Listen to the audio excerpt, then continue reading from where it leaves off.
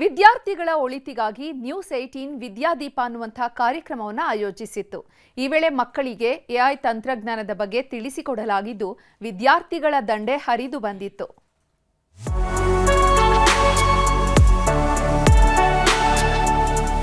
SSLC ಹಾಗೂ ದ್ವಿತೀಯ PUC ಮುಗಿತಾ ಇದ್ದಂತೆ ಮುಂದೇನು ಅನ್ನೋದು ಪ್ರಶ್ನೆ ಎಲ್ಲ ವಿದ್ಯಾರ್ಥಿಗಳನ್ನ ಕಾಡಿಯೇ ಕಾಡುತ್ತೆ. ಯಾವ ವೃತ್ತಿಪರ ಕೋರ್ಸ್ನಿಂದ ನಮ್ಮ ಭವಿಷ್ಯ ಉಜ್ವಲವಾಗಲಿದೆ ಅನ್ನೋ ಗೊಂದಲದಲ್ಲಿರ್ತಾರೆ. ಹೀಗಾಗಿಯೇ ವಿದ್ಯಾರ್ಥಿಗಳಿಗೆ ನೆರವಾಗುವ ನಿಟ್ಟಿನಲ್ಲಿ ನ್ಯೂಸ್ 18 ವಿದ್ಯಾದೀಪ ಅನ್ನೋ ವಿಶೇಷ ಕಾರ್ಯಕ್ರಮ ಆಯೋಜಿಸಲಾಗಿತ್ತು. ದಕ್ಷಿಣ ಕನ್ನಡ ಜಿಲ್ಲೆಯ ಬೆಳ್ತಂಗಡಿ ತಾಲೂಕಿನ ಗುರುವಾಯನಕೆರೆಯ ಎಕ್ಸೆಲ್ ಕಾಲೇಜಿನಲ್ಲಿ ನಡೆದ ಕಾರ್ಯಕ್ರಮಕ್ಕೆ ವಿದ್ಯಾರ್ಥಿಗಳ ದಂಡೆ ಹರಿದು ಬಂದಿತ್ತು.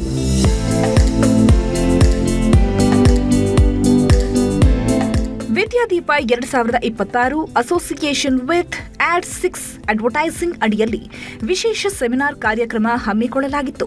ಈ ವೇಳೆ ಪ್ರಸಿದ್ಧ ಸೈಬರ್ ತಜ್ಞ ಡಾಕ್ಟರ್ ಅನಂತಪ್ರಭು ಎಐ ಮತ್ತು ನ್ಯೂ ಜನರೇಷನ್ ಕರಿಯರ್ ಬಗ್ಗೆ ವಿದ್ಯಾರ್ಥಿಗಳಿಗೆ ಮಾಹಿತಿ ನೀಡಿದರು. ಸಾವಿರಾರು ಮಕ್ಕಳು ಇವತ್ತು ಸೇರಿಕೊಂಡಿದ್ರು.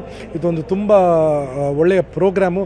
ನನಗೂ ಈ ಪ್ರೋಗ್ರಾಮಲ್ಲಿ ಒಂದು ಭಾಗವಹಿಸಲಿಕ್ಕೆ ಒಂದು ಅವಕಾಶ ಕೊಟ್ಟಿದ್ದಕ್ಕೆ ಅತ್ಯಂತ ಧನ್ಯವಾದ ಹೇಳಲಿಕ್ಕೆ ಬಯಸ್ತೇನೆ.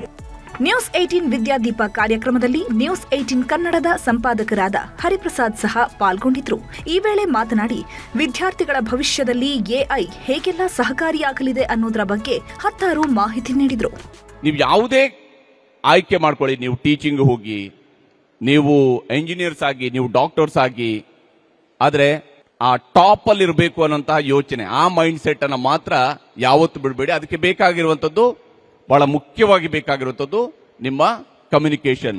ಇನ್ನು ಇದೇ ವೇಳೆ ಮಾತನಾಡಿದ ಎಕ್ಸೆಲ್ ಕಾಲೇಜಿನ ಸ್ಥಾಪಕ ಅಧ್ಯಕ್ಷರಾದ ಸುಮಂತ್ ಕುಮಾರ್ ಜೈನ್ ನ್ಯೂಸ್ 18 ಕಾರ್ಯಕ್ರಮದ ಬಗ್ಗೆ ಮೆಚ್ಚುಗೆ ವ್ಯಕ್ತಪಡಿಸಿದರು.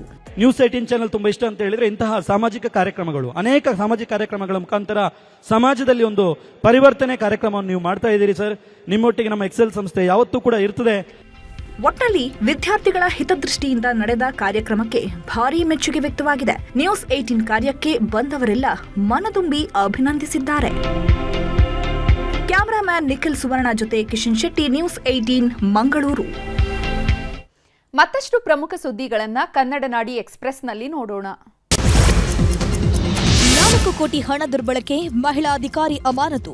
ತುಮಕೂರಿನ ಮಧುಗಿರಿ ತಾಲೂಕು ಪಂಚಾಯಿತಿ ಎಸ್ಡಿಎ ಸೌಮ್ಯ ಸಸ್ಪೆಂಡ್. ವಿವಿಧ ಬ್ಯಾಂಕ್ ಖಾತೆಗೆ ಹಣ ವರ್ಗಾವಣೆ ಮಾಡಿರೋದು ತನಿಖೆಯಲ್ಲಿ ಪತ್ತೆ. ಮಾರಾಟಕ್ಕೆ ರೆಡಿಯಾಗಿದ್ದ 70 ಕ್ವಿಂಟಾಲ್ ಮೆಕ್ಕೆಜೋಳ ಬೆಂಕಿಗಾಹುತಿ. ಚಿಕ್ಕಬಳ್ಳಾಪುರ ಜಿಲ್ಲೆಯ ಪರಗೋಡು ಗ್ರಾಮದಲ್ಲಿ ಘಟನೆ. ಸ್ಥಳಕ್ಕೆ ಕಂದಾಯ ಇಲಾಖೆ, ಪಂಚಾಯಿತಿ ಅಧಿಕಾರಿಗಳ ಭೇಟಿ.